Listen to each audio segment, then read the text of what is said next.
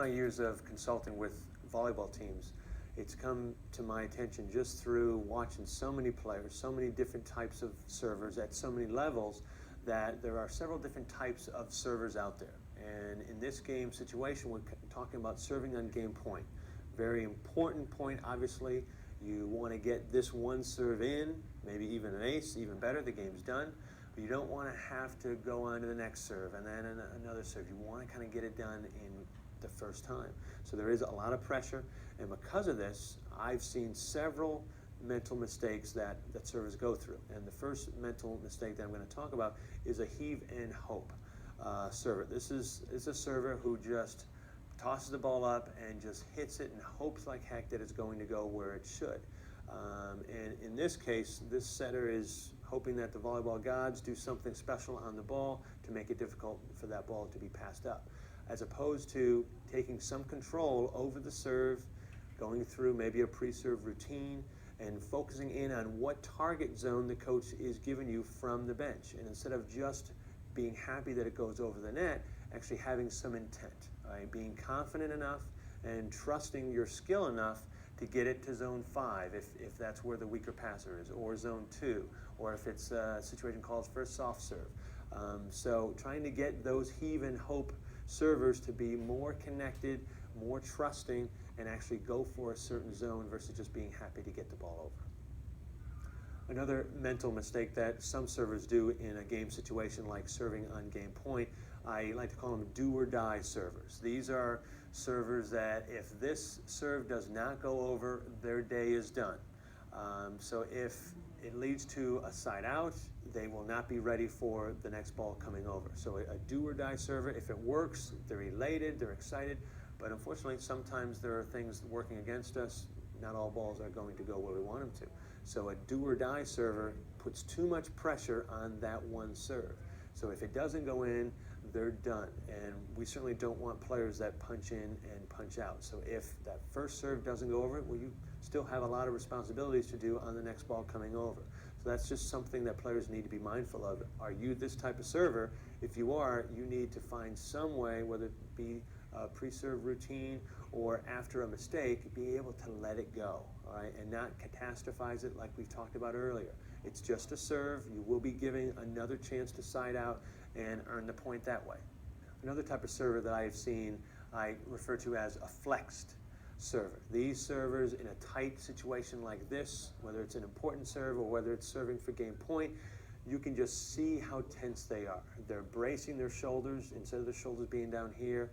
There's a lot of tension being harbored up there. Certainly not as smooth a movement if there's any tension in the shoulders or even in the forearms or even with the closed hand.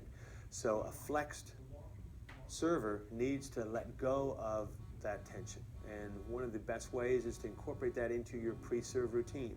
So maybe after you bounce the ball a couple times, you have it in your hand, you may twist the ball, and then take a deep breath in the nose, out the mouth, and as you exhale, you're also exiting that tension. I've also had players just prior to getting the ball from the referee or from the ball person, prior to the ball getting there, you'll just shake your arms out a little bit just to try and release that tension. Others have wrung their hands. It's just another symbolic way of just wringing out the tension. So once you have the ball in your hands, soft hands, ready to serve. So for those servers out there that do sense that you are harboring some of that tension, the importance of the serve in your muscles, you need to find a way to let go of that. So through the breathing, through some type of symbolic, what's called a trigger, some type of action in order to release that tension. A hot and cold server, if they're playing well prior to that big serve, chances are you can count on them to come through in the clutch. If they've had a couple of poor passes, the game's going against them a little bit, they may not be able to actually recover from that and get the job done when it counts. So again, awareness is such an important skill here, in that you need to know what type of server are you. Are you more inclined to serve well when you're hot and not so well when you're not? So it's very important to know that when you're riding that high and your confidence is rolling, go for it. Serve that jumper, serve that tough zone. if your game is working against you, you need to come up with some type of a refocusing routine, some type of a way to, again, to let go of that mistake and focus in on this next serve. So again, I can't stress the importance of having some type of a routine that you can go to, you can focus in on, and that's just one of the best ways in which to block out any poor play or any distracting crowd noise. This is a server that I call the counter. You can also refer to them as analytical. These are servers who keep a tally, how many good passes they have, how many good hits they have, how many good serves they have. Nothing wrong with keeping track in vague terms of when you're doing well. That way you can add to your confidence, and your confidence will hopefully get you to that next level. When you start counting mistakes, though, that's when intervention needs to happen. Counting mistakes keeps you in the past tense, keeps you focusing in on the last mistake. Makes it very difficult in order to deal with the present serve. So if you are a counter, the best way to do is to stop counting. Find something else to focus on. All right? Whether it's, again, a routine, a technical cue, or just a confidence enhancing or a motivational statement, such as go for it. This is your time. This is your game. You're the man, get this ball over. And that's usually one of the best ways in which to deal with being a counter.